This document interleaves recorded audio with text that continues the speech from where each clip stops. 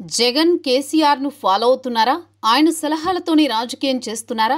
ఆయన మాదిరిగానే ఇంట్లో ఉండి క్యాడర్తో ఆందోళనలు చేయిస్తున్నారా అంటే అవుననే సమాధానం వినిపిస్తోంది. కూటమి ఏడాది పాలన పూర్తి చేసుకున్న నేపథ్యంలో వెన్నుపోటు దినం కార్యక్రమానికి జగన్ పిలుపునిచ్చారు.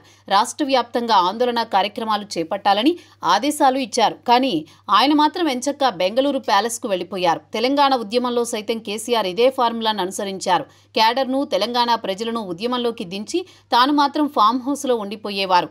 ఇప్పుడు జగన్ పరిస్థితి అలాగే ఉంది. అధికార పక్షంపై పోరాటం చేయాలని క్యాడర్ను పురమాయించి ఆయన మాత్రం బెంగళూరు వెళ్లిపోయారు.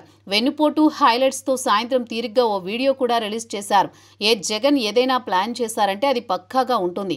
ఇటువంటి ఆందోళనలు జరిపినప్పుడు తాను మాత్రం ఉండేలా ప్లాన్ చేసుకునేవారు. తానే స్వయంగా చేయాలనే స్వభావం ఆయనది. సెల్ఫ్ ప్రొజెక్షన్ కోసం జగన్ ఎక్కువగా పరితపిస్తూ ఉంటాడు.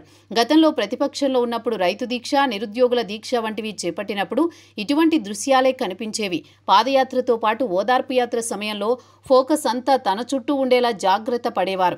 జగన్, కేసీఆర్ మధ్య స్నేహం గురించి అందరికీ తెలిసిందే. తెలంగాణ ఎన్నికల్లో వైసీపీ శ్రేణులను కేసీఆర్ కు సహకరించాయి. ఏపీలో గత 2 అసెంబ్లీ ఎన్నికల్లో జగన్ రెడ్డికి పరోక్ష సాయం అందించారు కేసీఆర్. తెలంగాణ అసెంబ్లీ పోలింగ్ రోజున నాగార్జున సాగర్ ప్రాజెక్టు మీదకు ఏపీ పోలీసులను పంపించి పరోక్షంగా కేసీఆర్ రాజకీయ లబ్ధి చేకూరేలా వ్యవహరించారు జగన్. కానీ ఆ ప్రయత్నం వర్కౌట్ కాలేదు. అయితే ఇప్పుడు ఇద్దరూ ప్రతిపక్షంలో ఉన్నారు. ఉమ్మడి శత్రువుగా చంద్రబాబు ఉన్నారు. చంద్రబాబు మీద కోపంతో జగన్ కు బాగా దగ్గరయ్యారు కేసీఆర్. అప్పటి నుంచి వారి మధ్య రాజకీయ బంధం కొనసాగుతూనే ఉంది. జగన్ కు సలహాదారులు లేరు. అందుకే కేసీఆర్ సలహాదారుడిగా మారిపోయారన్న కామెంట్స్ వినిపిస్తున్నాయి.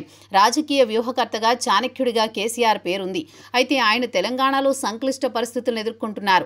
అందుకే కనీసం ఏపీలో తన మిత్రుడు జగన్ బలపడితే తాను బలపడతానన్న రేంజ్కు వచ్చినట్టు తెలుస్తోంది. ఆపై మొన్నటికి మొన్న జగన్ కు తన ఆర్థిక ఇబ్బందులున్నాయని చెప్పుకొచ్చారు.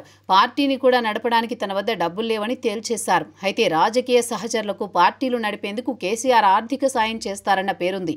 ఉత్తరాది రాష్ట్రాలకు చెందిన నేతలు తమ రాజకీయ అవకాశాల కోసం కేసీఆర్ ను ఆశ్రయిస్తారన్న టాక్ జాతీయ స్థాయిలో ఉంది.